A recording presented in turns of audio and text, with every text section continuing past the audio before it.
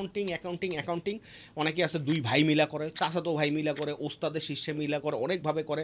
আমাদেরটা নিচ্ছি না, আমরা যখন যা পারছি নিচ্ছি। এইসব বংচুং বইলা কোনো লাভ নাই। ডে ওয়ান থেকে অ্যাকাউন্টিং হইতে হবে। এটা ডেবিট ক্রেডিটে আপনার কাগজে কলমে লেখা নেন, যা ইচ্ছা নেন।